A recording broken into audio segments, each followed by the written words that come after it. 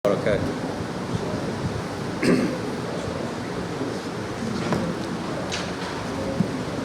A'udzubillahi samil alim minasyaitonir rajim.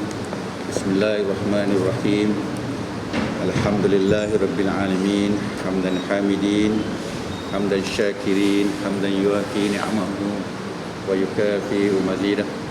Allahumma ya rabbana lakal hamdu kama yanbaghi li jalali wajhika wa 'azim sultanik. Rabbi shrah li sadri wa yassir li amri wa hlul 'uqdatam min lisani yafqahu qawli, amma ba'd. Alhamdulillah, jemaah yang dimuliakan Allah SWT, kita mengucapkan syukur kepada Allah dapat bertemu dalam majlis di rumah Allah ini, rumah yang menjadi tatapan Allah SWT melihat dan memuji hamba-hambanya sejauh mana hambanya mau bersyukur pada Allah SWT. Kita bersyukur kerana kita sentiasa diberi kelembutan hati untuk bertaut dengan masjid Baitullah, rumah-rumah Allah, insya-Allah.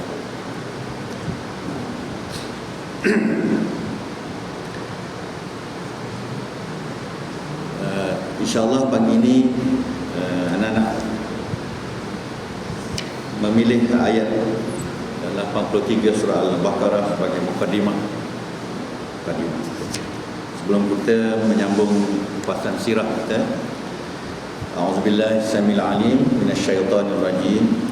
Wa il akhadna mitsaqa bani Israil la ta'buduna illallah wa bil walidaini ihsanan wa dzil qurba wal yatama wal masakin wa qulu lin-nasi husna wa aqimus salata wa atuz zakata thumma tawallaytum illa qalilan minkum wa antum mu'ridun.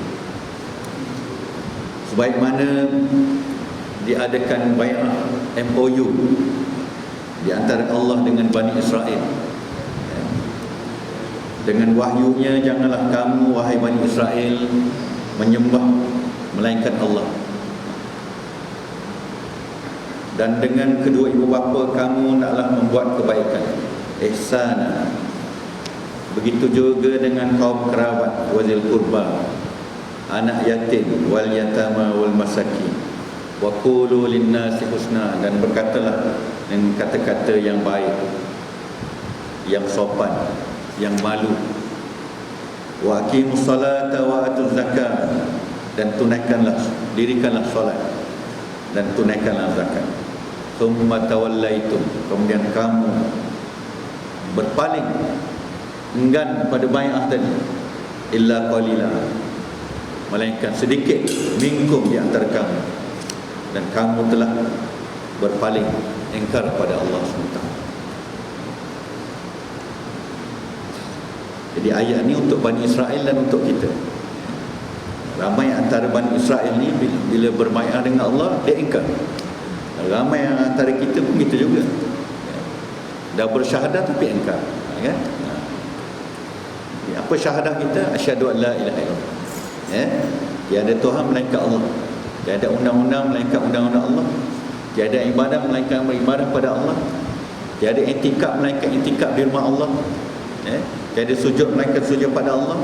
Tapi summa tawallaitum, Allah kata, kemudian manusia ramai berpaling, enggan, ingkar, melainkan sedikit, melainkan sedikit. Lepas tu masjid tak ramai, dengan Allah ni tak ramai, dengan dunia ramai, dengan dunia Allah ramai, tapi dengan iman Allah tak ramai. Ni di perangan ni, tawallaitum, dia berpaling ni serupa. Bila berbai'ah, ingkar, berpaling, langgar perjanjian, tidak mahu patuh. Jadi Allah minta kita membuat baik kepada ibu bapa. Ramai juga orang tak mahu buat baik ibu bapa, tak hormat mak bapak, tak didoakan ibu bapa. Dalam Kitabur Ruh, susunan Ibnu Qayyim mencatatkan banyak hadis menggambarkan alam ruh, termasuk alam kubur. Ada sebuah hadis tu, anda tak ingat matan ni, tapi maksudnya Ada 4 amal yang dinanti oleh orang-orang dalam kubur. Pertama, tilawatul Quran. Berapa ramai anak-anak baca Quran, mak bapak dah mati dalam kubur. Asyik dangdut sampai kebencin. Quran tak baca. Mak ibu bapa di dalam alam barzah menangis, merintih, kerana anak-anak tidak ada kesedaran untuk berbuat baik. Bila mana mereka meninggal dunia. Yang kedua, sedekah jariah. Yang ketiga, ibadah haji. Yang keempat, umrah.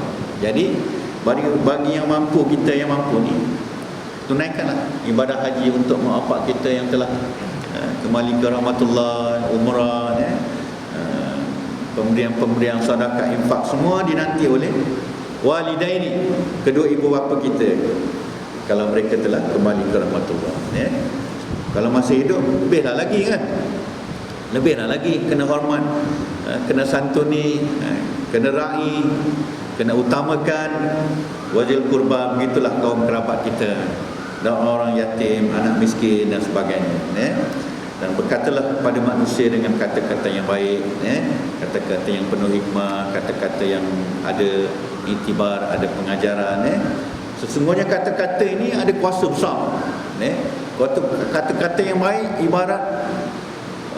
ibarat pokok buah yang menghasilkan, yang mengeluarkan bunga, buah-buah yang jadi idaman manusia. Kata-kata baik. Kata-kata baik ini boleh merubah manusia dari jahat jadi baik. Kata-kata yang jahat boleh merubah manusia baik jadi jahat. Jadi kata-kata ini ada kuasa, insya-Allah. Itulah mukadimah kita dari Al-Baqarah tadi. InsyaAllah kita masih membicarakan sirah Nabawi. Dulu kita dah ceritakan betapa ikhtilaf, uzlah, apa lagi, berkhalwat adalah menjadi agenda penting sebagai seorang hamba Allah. Bukan ke atas Nabi saja wajib beruzlah, tapi setiap hamba Allah yang cinta Allah, yang cinta syurga, yang ingin rahmat Allah, yang ingin hidayah, inayah Allah, dia wajib beruzlah, bukan sunat. Wajib beruzlah, wajib berikhtilaf, wajib berkhalwat, menyendiri, khususnya di tengah malam, untuk tahajud, untuk berzikir, untuk bertaubat, untuk bermohon, untuk sujud lama-lama pada Allah, untuk mengadu masalah. Kita suka mengadu dengan kaunselor. Kaunselor pun bingung juga, dia tak selesai juga, dia teruk pada kita, kan? Kita mesti mengadu pada Allah. Allah yang maha berkuasa, la ilaha illallah, tidak ada tempat mengadu melainkan Allah. Ini saya pun dengan kaunselor, dia semua berita, dia tak mengaji Quran juga. Nak selesai apa? Semayang ni tak sempurna juga. Yang tak sempurna lah ramai kaunselor yang baik, ustaz berteruk ada juga. Tapi nak cerita mengapa kita mesti nak mengadu pada manusia. Pada manusia tak ada apa-apa kuasa, melainkan cakap yang tak tentu lagi. Jadi mengadu pada Allah. Allah lah segala penyelesaian masalah. La ilaha illallah. Ini pentingnya beruzlah, mengadu pada Allah, berkhabar pada Allah, mohon pada Allah, meluah perasaan pada Allah. Segala masalah yang kita hadapi dalam rumah tangga, di sekolah kita, kalau cikgu, dengan kawan-kawan, dalam sektor-sektor jabatan kita, syarikat kita, jumpa Allah. Jumpa Allah, jumpa Allah. Pertama mesti jumpa Allah. Kita syarikat pertama jumpa bank, tu masalah kita. Allah ni jadi nombor corot. Masalah kita ni Allah jadi corot. Patut Allah ni utama, pertama dan utama. Itu pentingnya beruzlah. So daripada uzlah itu kita lihat Rasulullah mendapat wahyu pertama yang kita dah bincang dulu, Iqra bismi rabbikal ladzi khalaq. Nak ceritanya Iqra bismi rabbikal ladzi khalaq ni, kita mesti, tugas kita dalam dunia ni mesti membuat kajian pemantauan, membuat, mencari iktibar, mencari pengajaran. Iqra bismi rabbik, mencari pengajaran kerana nak mengenal Allah, mencari iktibar kerana nak taat pada Allah, mencari ilmu kerana nak mengenal Allah, mencari ibadah kerana nak patuh pada Allah. Itu Iqra tu. Iqra bismi rabbikal ladzi khalaq. Mesti dikaji, mesti dipantau, mesti diingati, mesti ditazkirah kerana nak meningkatkan iman, meningkatkan amal, meningkatkan darjat kita. Itulah tugas kita. Nak membersihkan hati kita kerana Allah Taala, nak memuliakan jiwa kita kerana Allah Taala. Iqra. Inilah perintah pertama Allah SWT pada semua manusia, bahawa setiap amal kita, setiap apa yang kita fikir, yang tak terfikir, yang kita lihat tak terlihat, semua kerana Allah Taala. Jangan kerana lain. Sah. Lepas tu dia surah pertama Iqra, Baik.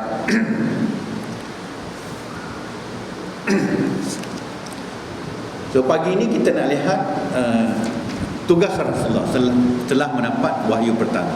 Iqra bismi rabbikal ladzi khalaq. Dalam kitab ni disebut berbagai pandangan, pendapat. Ada yang kata 6 tahun lepas tu baru turun surah yang kedua, perintah yang kedua. Ada yang kata 6 bulan. Tak apalah, masa itu bukan penting sangat. Yang penting apa yang Allah turunkan dan apa kita perlu buat.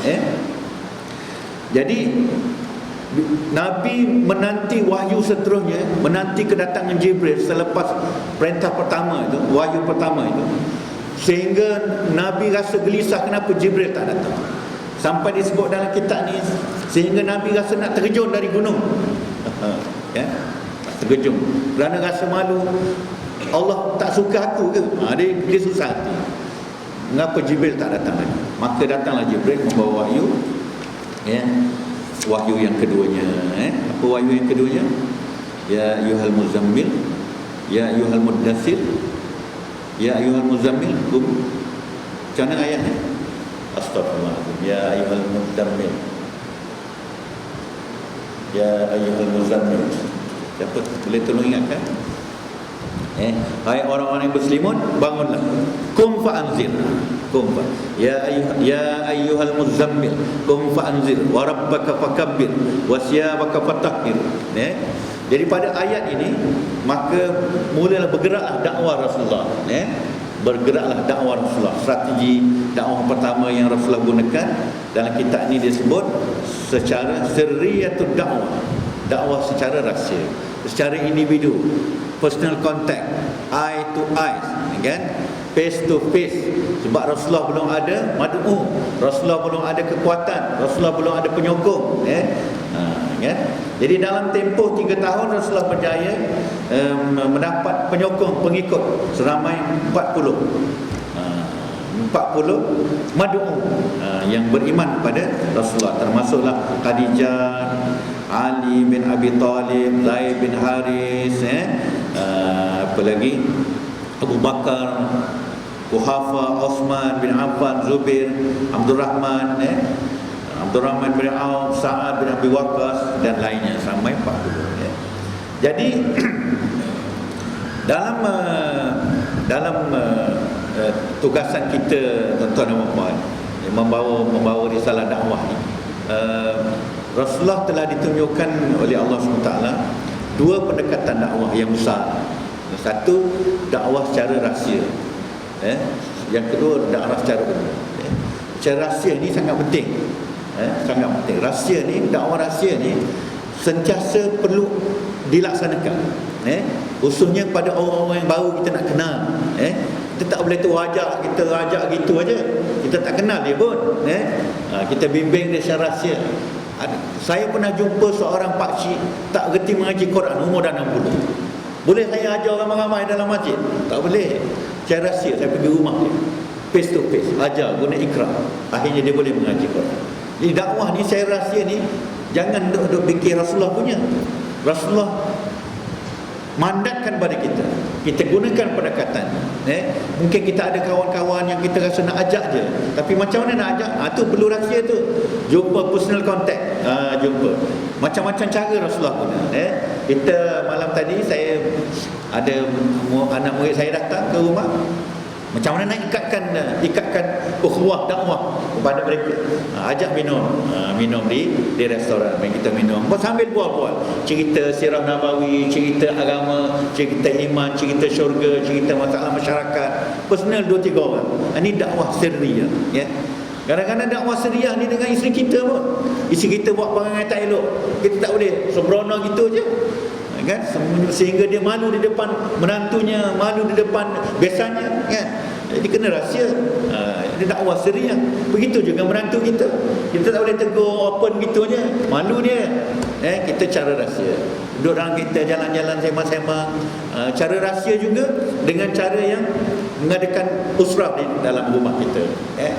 Kita baca, semua ikut. Itu cara rahsia. Kita tak tahu orang tu baca betul tak betul. Tapi bila kita baca, semua ikut, jadi orang tak berasa.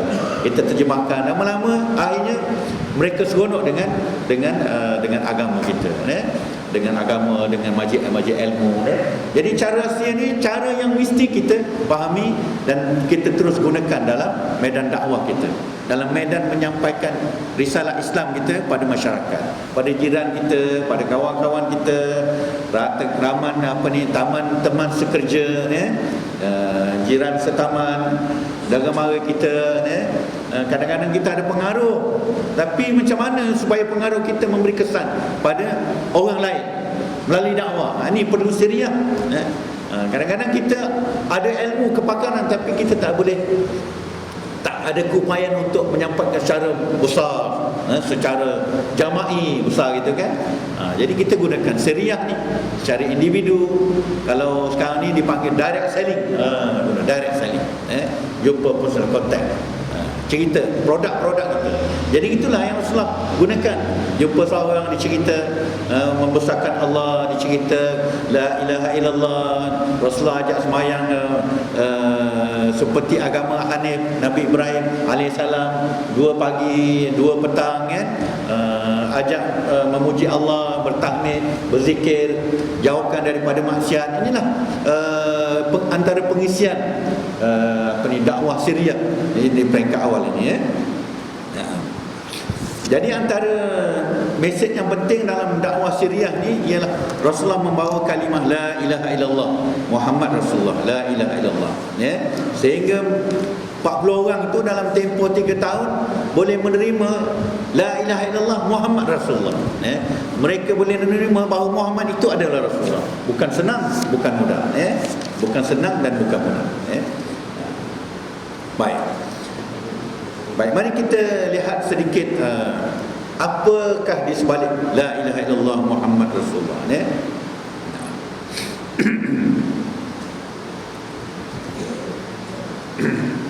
Fa'lam, ketahuilah, annahu la ilaha illallah, sungguhnya tiada Tuhan melainkan Allah.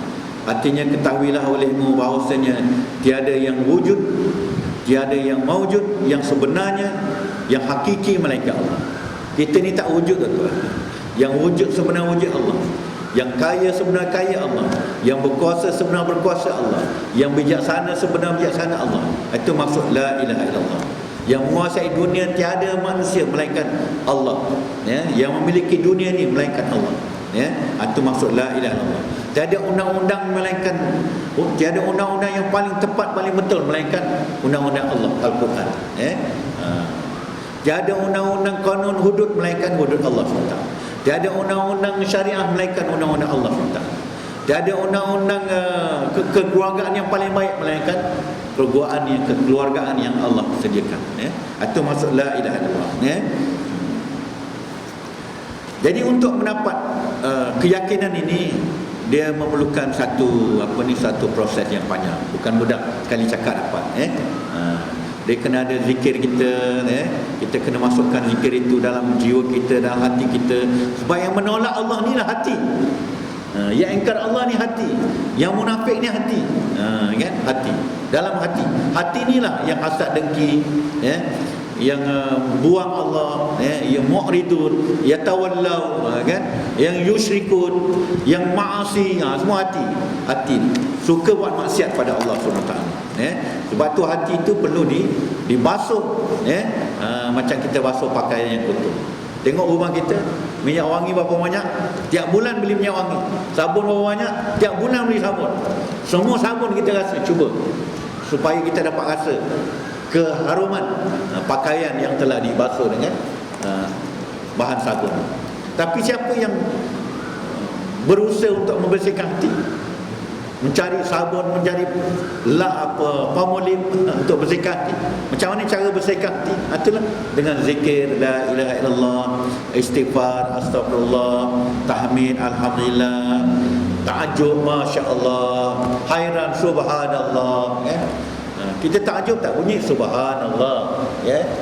Bila ada malapetaka tak bunyi masya-Allah, kita jauh, ya. Baik, mari kita lihat apa kehebatan la ilaha illallah subhanahu wa ta'ala, ya. Barang siapa berkata la ilaha illallah Muhammad Rasulullah 100 kali, datang ia pada hari kiamat dan mukanya seperti bulan pada malam penuh, malam purnama. Siapa banyakkan berzikir la ilaha illallah Muhammadur Rasulullah, la ilaha illallah Muhammadur Rasulullah 100 kali, barang siapa berkata la ilaha illallah Muhammad Rasulullah 100 kali, akan datang pada hari kiamat, dia akan bangkit yaumul ba'ts, yaumul ba'si, bangkit hari kiamat dengan wajahnya 4 bulan purnama berseri-seri. Lepas tu Nabi kenal umat dia. Tengok, kenal, ini umat aku, ini bukan, ini umat aku. Sebab setiap amalan zikir kita bercahaya, selawat bercahaya, la ilaha illallah bercahaya, subhanallah bercahaya. Nabi kenal walaupun kita tak pernah jumpa, ya. Sebab tu ada satu hadis Nabi, manusia, umat yang paling beruntung, yang paling hebat, yang paling mulia ialah umat akhir zaman. Sahabat tanya, mengapa ya Rasulullah? Mengapa tidak kami, umat zaman berada di hadapan kamu? Sebab umat akhir zaman ni tak pernah dengar aku cakap, tapi dia beriman. Tak pernah tengok aku, tapi dia beriman, ya. Hebat kita umat akhir zaman ni. Tapi berapa ramai yang nak jadi hebat umat akhir zaman? Inilah berapa kerat. Yang lain tak mau jadi hebat umat akhir zaman, ya. Kita bersyukur pada Allah SWT. Allah beri kita keimanan, keyakinan untuk jadi umat yang hebat. Tak pernah tengok Nabi. Nabi semayang macam mana? Tak pernah tengok. Tapi kita boleh semayang macam Nabi. Rokoknya, qiyamnya, sujudnya. Tak pernah dengar Nabi baca Quran. Tapi kita boleh baca macam Nabi baca, subhanallah, ya. Kita tak pernah tengok Nabi hidup berinfak, ya. Tapi kita boleh berinfak macam Nabi berinfak. Hebat umat Islam. Dia tengok zaman Nabi Muhammad, berapa ramai orang menentang Nabi, kan? Mereka gelar Nabi Al-Amin, tapi mereka tak mau beriman, kan? Bukan senang. Waktu iman Abu Bakar ni kalau ditimbang iman semua manusia, iman Abu Bakar lebih berat. Sebab zaman Nabi Muhammad bukan senang untuk beriman. Abu Jahal tak mau, Abu Lahab tak mau, berapa ramai tak mau, Abu Sufyan asalnya tak mau. Sudah beriman pada Nabi, Nabi wafat, syirik pula. Bukan senang, ya. Tapi umat akhir zaman ni tak pernah tengok, tak pernah tatap wajah Nabi Allah, selalu memuji Nabi, selalu berselawat pada Nabi. Sebab tu Nabi pernah menyebut umat yang paling hebat ialah umat akhir zaman, ya. Umat yang beriman kepada Allah SWT, yang bertahlil, yang berzikir, ya. Nah,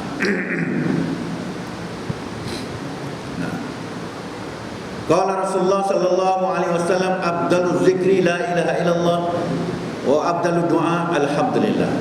Nabi kata sebaik-baik zikir ialah la ilaha illallah, ya. La ilaha illallah, ya. Sebaik-baik doa ialah alhamdulillah. Bila kita baca alhamdulillah itu artinya doa, ya. Bila kata la ilaha illallah itu adalah zikir, ya. Bila sebut alhamdulillah tu ada 3 maksud. Alhamdulillah artinya memuji Allah. Alhamdulillah, syukur, terima kasih ya Allah, ya. Yang kedua, alhamdulillah artinya minta tambah, ya. Sebab tu siapa bersyukur Allah tambah lagi.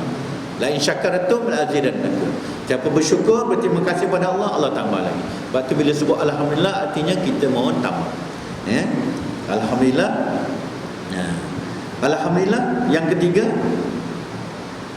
tadi apa? Memuji, bersyukur, meminta, Alhamdulillah tu artinya memuji, bersyukur dan meminta tambah. 3 maksud di bawah kalimah alhamdulillah, ya. Yang perlu kita jadikan zikir kita alhamdulillah, subhanallah, alhamdulillah, Allahu akbar, Sebab tu Nabi pastikan lepas solat ada zikir, 33 kali. Subhanallah, alhamdulillah, Allahu akbar. Nak mendidik, nak memastikan umatnya, penganutnya sempat ataupun sentiasa dapat bertakarruf kepada Allah Subhanahu wa taala. Qala Nabi sallallahu alaihi wasallam, addu zakata abdanikum biqauli la ilaha illallah. Tunaikan olehmu akan zakat badan kamu dengan menyebut la ilaha illallah.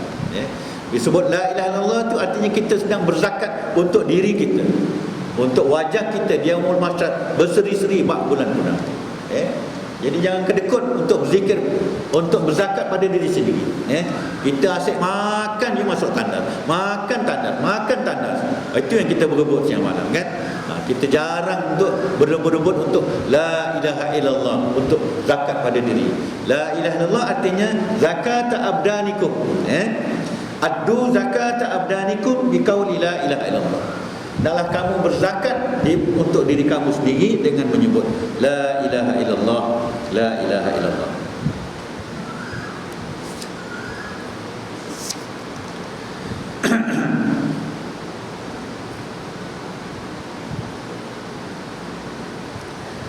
Waqala Nabi ma min 'abdin yaqulu la ilaha illallah Muhammadur Rasulullah illa qala Allah Ta'ala sadaqa 'abdi anallahu ushidukum ya malaikati anna qad ghafartu lahu ma taqaddamu min zambihi wa ma ta'akhkhar.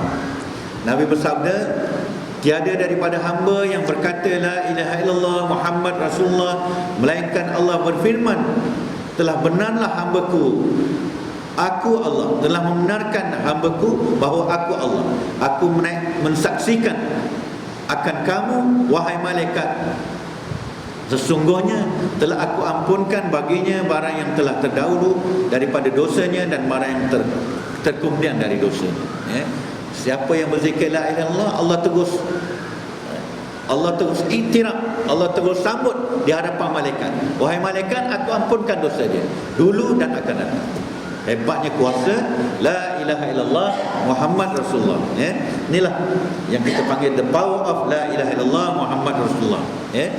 Sebagai zakat untuk diri kita, sebagai penghapus dosa-dosa kita, sebagai kekuatan iman kita, sebagai pencerahan keyakinan kita kepada Allah Subhanahu wa taala. Qala Nabi man qala la ilaha illallah khalisan mukhlisan dakhala al-jannah. Nabi kata sesiapa yang berzikir la ilaha illallah dengan penuh yakin, ikhlas, sungguh-sungguh betul, dakhala al-jannah, confirm masuk syurga. Confirm masuk syurga. Siapa la ilaha illallah main-main, la ilaha illallah tapi tak sembahyang, ini main-main lah. Asyhadu an la ilaha illallah tapi tak solat. Asyhadu an la ilaha illallah tapi tolak Quran, ini main-main. Tak masuk syurga. Qala Nabi, man kana awwalu kalamihi la ilaha illallah wa akhiru kalamihi la ilaha illallah wa amila alfa sayi'atin in 'asha alfa sanatin la yas'aluhu Allahu an dzambin wahid. Maksudnya barang siapa adalah awal kalamnya la ilaha illallah dan akhir kalamnya la ilaha illallah dan mengerjakan ia 1000 kejahatan yang ini daripada dosa kecil, jika hidup ia 1000 tahun sekalipun, tiada ditanya akan dia oleh Allah daripada satu dosa jua pun. Hebatnya la ilaha illallah. Maknanya apa? Maknanya la ilaha illallah itu menghapuskan dosa. Tapi dosa-dosa kecil lah, dosa besar kena taubat. Dosa kecil la ilaha illallah hapus.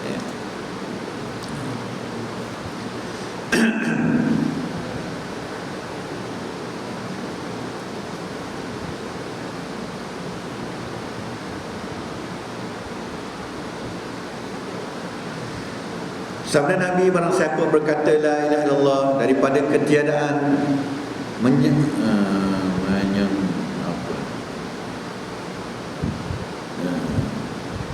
mana nak terjemah ni, menyengangkan, ya ini daripada barang yang dilihat. Siapa yang berzikir la ilaha illallah dan dia tidak rasa heran apa yang dia lihat, dan tidak rasa heran apa yang dia dengar.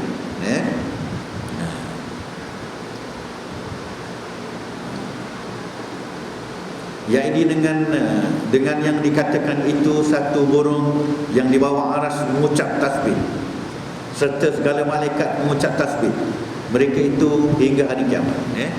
Ada orang bersyahadat asyhadu la ilaha illallah, tapi dia masih heran dengan dunia, kan? Dunia ni jadi utama, jadi dikejar. Kalau tak dapat dunia, dia gantung diri, kan?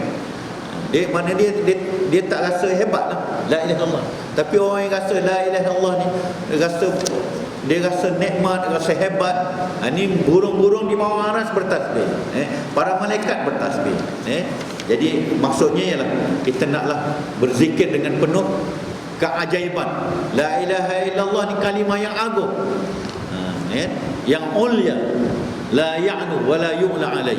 Tidak ada kalimah yang boleh mengatasi melainkan la ilaha illallah, paling tinggi. Nah,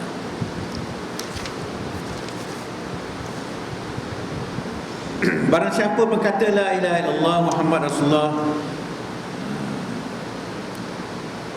diampunkan baginya akan segala dosanya, dan jika ada ia seumpama buih di laut sekalipun. Apabila lalu orang mukmin atas kubur, maka berkata la ilaha illallah wahdahu la syarikalah hingga wa huwa ala kulli syai'in qadir. Nescaya diterangkan oleh Allah Subhanahu wa taala akan demikian segala kubur sekaliannya. Ya. Ini kena jadi amalan kita, kan? Masuk ke kubur, assalamualaikum ya ahlul kubur, kemudian mengucap la ilaha illallah wahdahu la syarikalah lahul mulku wa lahul hamdu yuhyi wa yumiit wa huwa hayyun la yamut biyadihil khair wa huwa ala kulli syai'in qadir. Nawwarallahu tilkal kubur. Maka Allah akan terangkan kubur yang kita ziarah tadi. Berapa luas? 1 kilometer, 2 kilometer luas kubur, semua terang.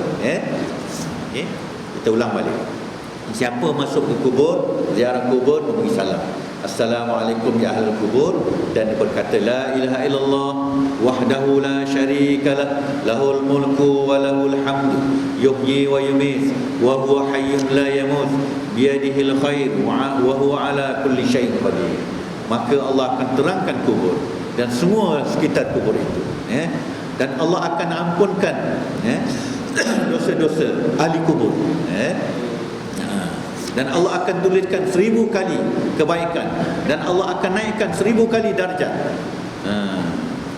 dan Allah akan hatta alfa, Allah akan hadkan, berhentikan, hapuskan daripadanya alfa 1000 dosa, keburukan yang hidup, yang menziarah, dan yang dalam alam barzakh. Subhanallah, besar, besarnya kuasa la ilaha illallah Muhammad Rasulullah. La ilaha illallah wahdahu la syarikalah lahul mulku wa lahul hamdu yuhyi wa yumiit wa huwa hayyun la yamut biyadihil khair wa huwa ala kulli syai'in qadir.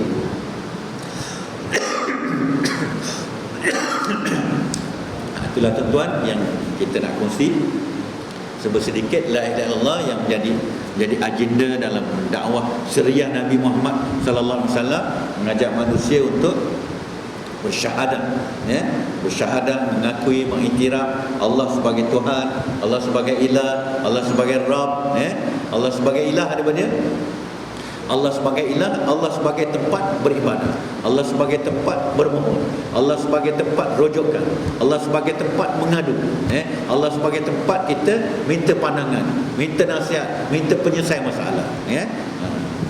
Rabb apa? Rabb Allah tempat kita.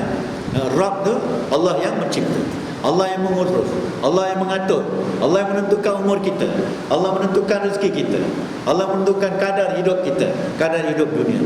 Itu Rabb, dipanggil rububiyah, rububiyah.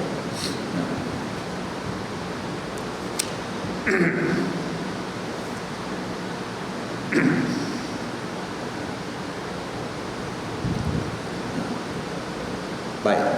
So, dalam kitab ini disebut bahawa jumhur fuqaha bersepakat bahawa dakwah secara sirriyah ini mestilah menjadi keutamaan Jangan diabaikan, jangan dibuat. Janganlah kita dah banyak ilmu, kita berceramah aja sampai dakwah Syria tidak berlaku. Sebab dakwah Syria ini dakwah yang diperlukan oleh individu yang sangat istimewa, yang sangat rahsia hidupnya, rahsia. Inilah kawan-kawan kita yang tak kerti mengaji, itu rahsia hidup dia. Kita tak boleh secara umum gitu. Kita naklah cara peribadi, cara face to face. Orang yang ada masalah keluarga tak boleh sembrono kita. Kita kena berhati-hati kalau kita nak tolong. Ada masalah anak, masalah suami, masalah isteri. Ini semua kes-kes yang istimewa yang manusia hadapi, yang perlu kita santuni melalui secara seriah, secara personal. Oleh itu kita naklah meningkatkan kepahaman kita, kita cuba menghayati, mengamalkan, sehingga kita dapat satu kepahaman yang jelas melalui pendekatan dakwah Syariah. So, dakwah Syariah ni sekarang berlaku, di mana ada jamaah-jamaah menggunakan pendekatan usrah. Usrah tu dakwah Syariah. Saya adakan usrah dengan anak murid saya 4-5 orang. 4-5 orang tu saya ajar sampai dia faham. Setahun, 2 tahun. Ada 4-5 grup. Itu dakwah Syariah. Dakwah umum kuliah, ceramah itu dakwah umum.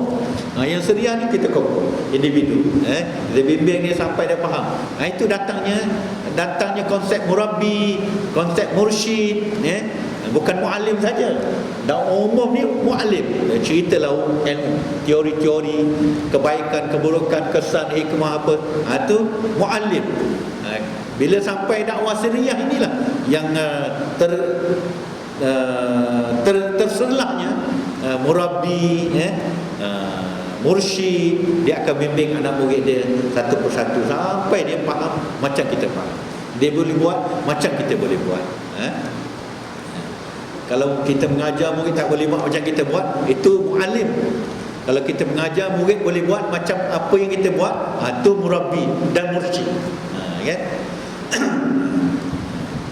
Kalau cikgu tu mengajar semayang mula dengan takbiratul ihram, habis salam. Budak tak reti.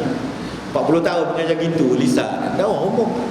Tapi kita bawa murid tu, dia takbir, tangan dia macam ni, lepas tu letak di dada macam ni letaknya, syahadah macam mana, bacaan macam mana. Murabbi dan mursyid. Dia membimbing murid sampai dia boleh buat macam guru dia buat. Baik.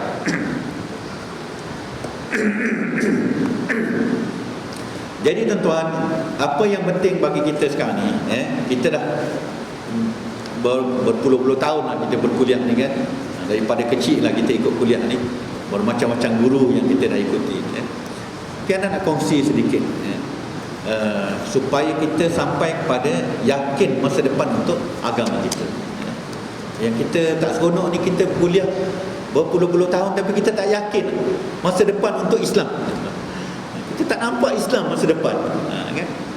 Dalam kitab ni, Mazayah ni, kaitkan dengan dakwah Rasulullah tadi, 3 tahun 40 orang dah yakin pada Rasulullah. Kita berpuluh tahun dah, pencet lama dah, tak yakin, kan? Sedangkan 40 orang dalam tempoh 3 tahun sudah yakin kepada Rasulullah, yakin kepada dakwah Rasulullah, ya. Di dalam kitab ni sebut, saya mestilah meyakini masa depan Islam yang gemilang. Kita mesti yakin bahawa syahadah itu adalah titik tolak untuk bangunkan agama, bangunkan akidah, bangunkan syariat. Buat syahadah la ilaha illallah itu mengajar kita tidak ada undang-undang melainkan undang-undang Allah. Tapi orang tak nak terima undang-undang Allah, jadi tak yakin. Bersyahadah, baca Quran, juara antara bangsa, tapi tak yakin. Masalah kita. Keimanan saya terhadap Islam istilah mencapai peringkat mengimani bahawa masa depan yang gemilang adalah untuk Islam. Seperti 40 sahabat yang Rasulullah terima, yang Rasulullah dapat dalam tempoh 30 tahun. Dia sangat yakin. Kan? Tengoklah Yasir, macam mana keluarga Yasir. Diheret sampai syahid, yakin. Belum nampak lagi. Dia belum nampak lagi daulah Islam, tak ada lagi. Tengok Bilal bin Rabah, dihempak dengan batu, yakin. Dia tak nampak apa-apa lagi, dia yakin pada Allah. Dia yakin. Jadi kita dah yakin pada Allah, kita mestilah yakin pada Islam.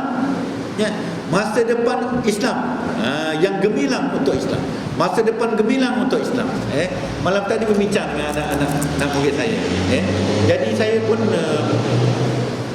sama-sama berbincang, bermuzakarah sama sahabat ni kan, mengapa ikhwan muslimin Mursi hanya sempat beberapa bulan, setahun ya kan. Jadi antara kesimpulannya ialah sebelum Mursi menang presiden, ikhwan muslimin sudah tahu dia tak akan lama jadi presiden. Kalau dia menang pun dia dah tahu dia tak akan lama ya? Sebab bumi Mesir itu dipenuhi oleh jahiliah, dipenuhi oleh kekufuran, dipenuhi oleh idea-idea Yahudi kan, dipenuhi oleh Allahu Akbar. Kita kata apa? Jahiliah lah kan. Asabiyahnya, jahiliahnya, madiyahnya, kebendaannya. Jadi dia tahu. Sebab tu kawan muslimin Mesir, dia bila Mursi dirampas kuasa presiden Mursi. Apa yang mereka buat sekarang ialah dakwah berkembang seluruh dunia. Allah nampak, Allah tahu, Allah nak beritahu bahawa Islam ini, masa depan Islam mesti satu dunia. Dia tak boleh kat Mesir je. Jadi caranya umat Islam, para pendakwah ni berkembang seluruh dunia. Maka berkembanglah Islam di Rusia. Kata doktor siapa tu dalam penulisan bukunya, Dr. Daniel, setiap tahun 20,000 orang, 20,000 perempuan Rusia memulai Islam. Macam mana? Kalau dakwah ni tak berkembang, kalau para pendakwah duduk je di Mesir, duduk je di Palestin, kalaulah tidak ada peperangan, kalau Yahudi tak datang, Israel tak datang, ulama duduklah kat Palestin tu, tak berkembang dakwah. Maka Allah hantar Israel, Allah hantar Sisi, maka Islam berkembang seluruh dunia. Kata Dr. Daniel, di British 18,000 setiap tahun memeluk Islam. Jadi kalau dikali-kali sampai tahun 50, orang Islam pertama akan jadi presiden, Perdana Menteri British 50 tahun akan datang. Sebab Islam berkembang. Kan? Di mana lagi? Dah mencecah 8 juta. Ya. Allahu Akbar. Lupa dia cepat. Jadi begitulah indahnya Allah mengurus agamanya. Jadi kita jangan susah hati dengan tribulasi yang Allah hantar kepada umat Islam, sesungguhnya untuk meramaikan para syuhada, meramaikan ahli syurga, dan untuk mengembangkan dakwahnya. Sekarang ni dah ramai orang pengkaji barat memeluk Islam. Ada seorang pengkaji barat, dia menemui bagaimana Allah menghasilkan susu ibu yang berkhasiat, yang berzat, kan? Sampai Nabi kata, susulah anak kamu hingga 2 tahun. Tentulah ada maksud yang besar. Rupanya Allah membuat susu ibu itu daripada kekotoran darah dan daripada kekotoran makanan. Dari celah-celah itu keluar susu yang hebat. Allahu Akbar. Dan dikaji oleh orang barat, jumpa. Dan kaji dalam Quran, jumpa dalam surah Ar-Ra'd atau surah An-Nahl. Jadi ramai orang memeluk Islam sekarang ni melalui kajian-kajian saintifik. Mereka yakin. Kita bimbang, kita belum ada keyakinan masa depan untuk Islam. Sebagai satu agama yang diturunkan dari Allah, Islam adalah satu agama yang lebih layak dan lebih mampu untuk menyusun kehidupan manusia. Kita tengok barat, kerja bergaduh bunuh manusia. Memang tak layak untuk mengurus manusia. Menipu, bawa manusia pada maksiat, berbunuhan, rasuah, segala, memang mereka tak layak. Yang layak hanya agama Islam. Islam adalah satu-satunya manhaj, pendekatan yang tunggal sesuai dengan tuntutan fitrah manusia. Buat baik, menghormati, itu manusia lah. Apa manusia asyik bergaduh, berbunuhan? Makan yang halal, tidak mencuri, tidak merompak, tidak rasuah, kan? Bernikah. Ini ya Allah ya Rabbi, Masya Allah. Barat punya akal. Berzinah tu agenda utama. Termasuk Syiah. Lepas tu isterinya sampai 30. Hari ni kahwin sana mut'ah. Itu agenda Yahudi lah, dalam sarung serban-serban Syiah. Yang kita tak perasan. Islam itu sifatnya Rabbani, sifat ketuhanan. Sifat Tuhan ni membawa sifat Tuhan yang pemurah, penyayang kan. Betul ansur, sabar, pemaaf, itu sifat Tuhan. Bijaksana, mengetahui, pemurah, penunjuk, rasyid, kan? Al-Hakim. Itu sifat agama Allah SWT. Bukan ganas, menganiaya manusia, seperti agama yang dicipta oleh orang Yahudi. Islam itu sifatnya alamiah. Alamiah ni sesuai seluruh alam. Di langit, di bumi sesuai. Dalam bumi sesuai. Atas bumi sesuai. Di laut sesuai. Di pokok sesuai. Ini sifat agama Islam yang mesti kita yakini. Islam itu bersifat fleksibel. Musafir semayang jamak. Kan? Ini Syiah semayang jamak hari-hari. Tak senonoh betul. Macam mana semayang jamak hari-hari? Fleksibel yang ditentukan oleh Allah, bukan ciptaan kita. Islam itu sifatnya syumul, menyeluruh, semua ada dalam Islam. Kehidupan manusianya semua dalam Islam, dalam Al-Quran. Cerita apa? Cerita dosa, cerita pahala, cerita rezeki, cerita hati, masalah kuasa, masalah kepimpinan, nak milih pemimpin, nak berumah tangga, nak buat rumah, nak buat makanan, nak buat apa? Nak buat kapal terbang, semua ada dalam Al-Quran. Nak buat roti prata, semua ada dalam Al-Quran. Sumul. Islam itu satu-satunya manhaj yang mampu menunaikan tuntutan setiap individu. Setiap individu. Dilayan oleh Allah SWT. Sebab itu Allah sebut dalam surah Al-Baqarah, sibghatullah wa man ahsan minallahi sibghah. Celupan Allah, ciptaan Allah, modul Allah. Modul mana yang lebih baik nak lawan modul Allah? Formula mana yang lebih baik nak lawan formula Allah? Tak boleh lawan. Tapi persoalan dalam kitab ini, sudahkah kita meyakini masa depan untuk agama kita, dan kita bekerja untuk agama kita, menyebarkan agama secara sirriyah, dakwah sirriyah, atau secara jahriyah, dakwah secara terang-terang, seperti yang telah diamalkan oleh Rasulullah sallallahu alaihi wasallam. Sesungguhnya ciptaan manusia, undang-undang manusia penuh dengan kekurangan. Undang-undang manusia menyakitkan hati orang. Undang-undang manusia menyisihkan orang lain. Undang-undang manusia melebihkan orang lain. Tak kena. Tak ada keadilan. Siasat manusia, siasat yang menindas manusia. Kan? Sistem demokrasi yang menipu manusia. Sistem republik yang menguntungkan manusia, setengah manusia. Pemerintahan beraja, pemerintahan yang menguntungkan setengah manusia. Pemimpin parlimen dan sebagainya telah membuat banyak penyelewengan dan menimpa keburukannya menimpa masyarakat melalui politiknya, melalui rasuahnya, penyalahgunaan kuasa, melalui fitnahnya, penyembelihan manusia, penganiayaan manusia, penindasan, pembunuhan. Banyaklah kitab ni mengupas secara ringkas dan tepat, membuat perbandingan. Islamlah agama yang paling sesuai di sepanjang zaman, Islam yang paling layak untuk melayani kehidupan manusia. Tetapi kita tahu bahawa Yahudi tidak akan senang hati, Syiah tidak akan senang hati. Tuan-tuan bacalah buku Syiah kan, tuan-tuan dah baca banyak macam mana Syiah. Syiah tak akan senang hati dengan Rasulullah. Lepas tu dia kata malaikat Jibril silap. Apa pula beri kat Muhammad, beri kat Sayyidina Ali. Bengong betul. Itu Yahudi lah. Dia tak berjaya mengubah Al-Quran, huruf-hurufnya, ayat-ayatnya ditambah. Dulu kitab Injil berjaya diubah, Taurat diubah, Quran tak berjaya diubah, tapi ditambah. Dia tambah tu. Semua jemaah tak perlu, tak wajib, nikah, mut'ah ni suka-suka, jumpa mana-mana. Satu hari 40 orang boleh mut'ah.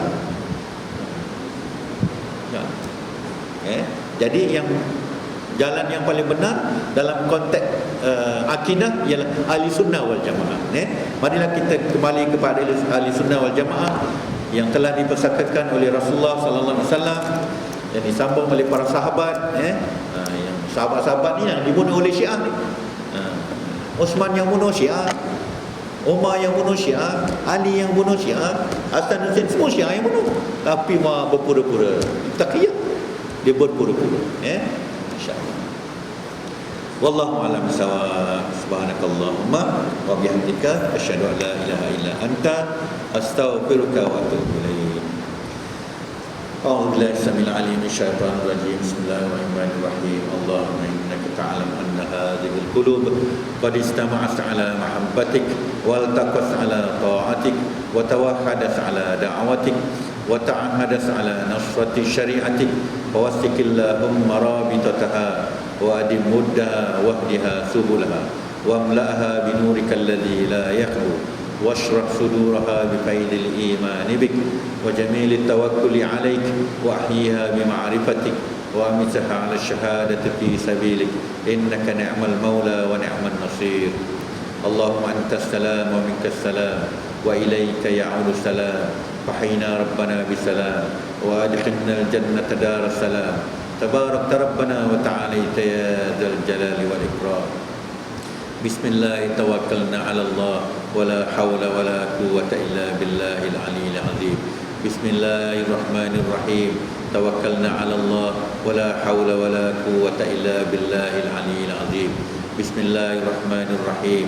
توكلنا على الله ولا حول ولا قوة إلا بالله العلي العظيم. بسم الله الرحمن الرحيم. توكلنا على الله ولا حول ولا قوة إلا بالله العلي العظيم. بسم الله الرحمن الرحيم. توكلنا على الله ولا حول ولا قوة إلا بالله العلي العظيم. بسم الله الرحمن الرحيم. توكلنا على الله ولا حول ولا قوة إلا بالله العلي العظيم. ربنا هب لنا من أزواجنا وذرياتنا قرة أعين واجعلنا للمتقين إماما. ربنا تقبل منا إنك أنت السميع العليم وتب علينا إنك أنت التواب الرحيم. دعواهم فيها سبحانك اللهم وتحيتهم فيها سلام وآخر دعواهم أن الحمد لله رب العالمين.